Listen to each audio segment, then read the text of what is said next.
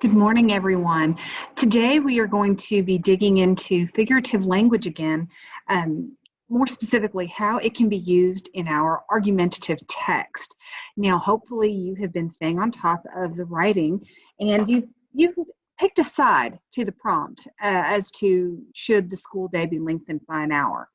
And so today we are going to see how we can use the figurative language that we have already talked about and put it into our own writing to help make a point. Okay, so we're just going to kind of go through some of the figurative language, and some of these you've used before. Several of these you have used before, actually. And what we're going to do is you're also going to be seeing some new pieces of language, some new devices that you may not have used before, but we still need to understand what they are. And we will use that, and I'm hoping to have you utilize some of these devices in your own writing to really make it stand out and really to help prove your point, as it were. Okay, so let's go ahead and get started. First, we have the rhetorical questions. Now, we've talked about rhetoric in the past. I know we've mentioned it last 6 weeks. Rhetorical questions, this is probably the best device that you can help prove your point. It's an easy way to ask a question. Just ask the question. You don't need an answer. Think of when maybe your mom tells you, do you think you should go clean your room? She's not really wanting an answer. She's wanting you to say, you know what, I probably need to go clean my room.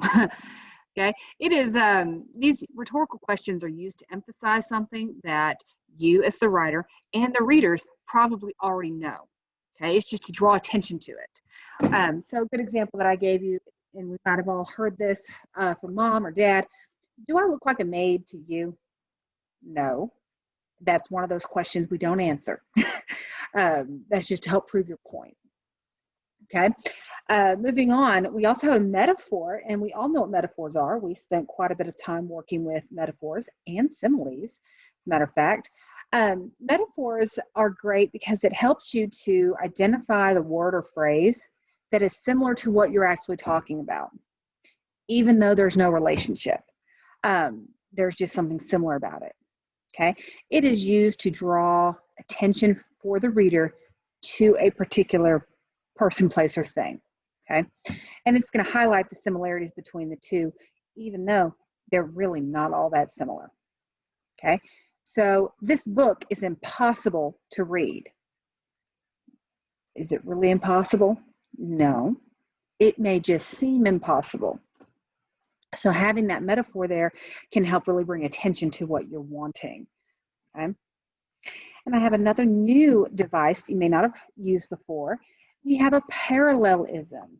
Okay, you guys know what parallel lines are, right? That's two straight lines that never touch. They're just always with each other. Well, we can use a parallelism in our writing.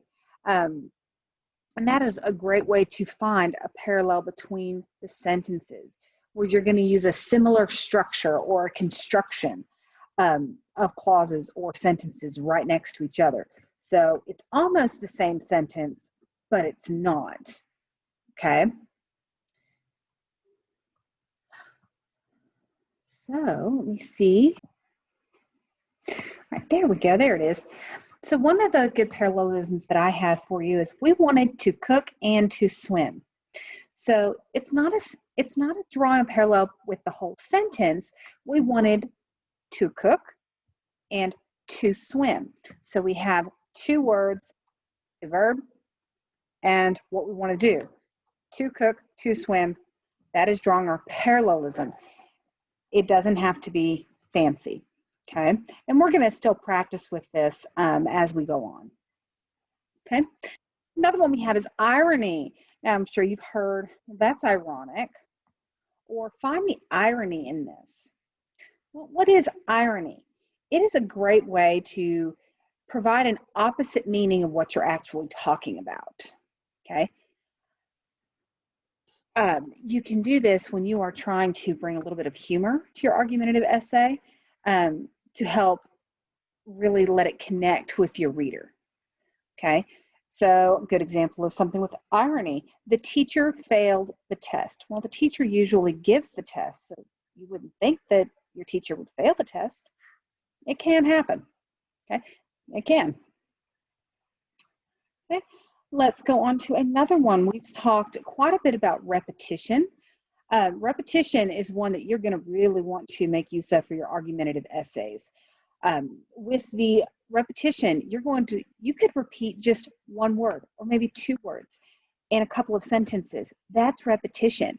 And it doesn't really have to be a particular order. And that is a way to highlight what you're trying to say and make it really stick out.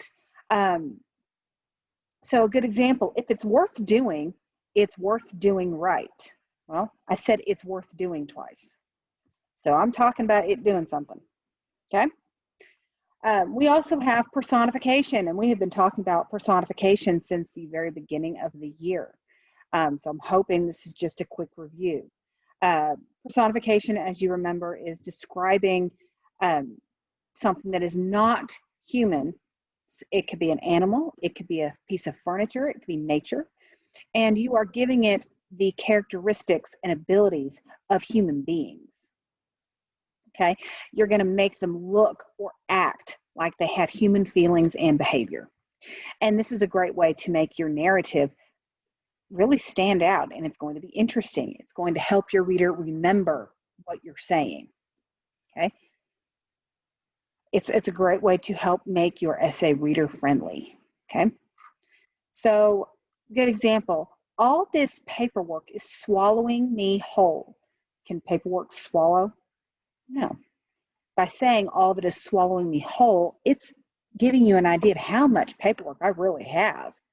Okay, so some of this personification is going to be really helpful for you as you work through your own argumentative essay. Okay, and we also have hyperbole. You may not use it as often in argumentative text, but you certainly will see it, and you need to know what it is and how to use it, because there might be a perfect time for you to use it. Especially with this prompt that you have, you might want to use it. And the hyperbole is nothing more than an extreme and deliberate exaggeration. Okay, it's really exaggerating the terms of what you're writing about to really bring some emphasis to it and make it seem really important. Okay, I have told you to read that book 1,000,000 times. Has anyone actually said anything 1,000,000 times? Probably not, but that's a great way to emphasize that, hey, yeah, I told you to do it. Okay. So the point for today, and for any of you that are my at-home learners, I want you guys to spend a few minutes with these slides and go through each of these types of figurative language. Because in the coming weeks, we're going to be going over which of these devices you are going to use in your own essay. As you go back and revise and edit, put things in, take things out, you're going to need to incorporate some of these devices. So I want you guys to take some time, get more familiar with them, and as you are writing, or maybe you're just reading some text that we have in class, try to identify each of these devices as we work through our writing. Okay, I think that will help you to see different examples and to create your own. Okay? And that was all I had for today. We don't have an assignment for today. So if you have any questions about any of these figurative languages, please give me a call or shoot me an email and we will work through them, okay? Another quick reminder, stay on top of your corrections. It is up to you.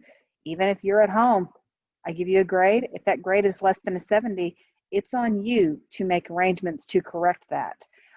If it is one of the revise and edit passages, you know how to correct those. I told you.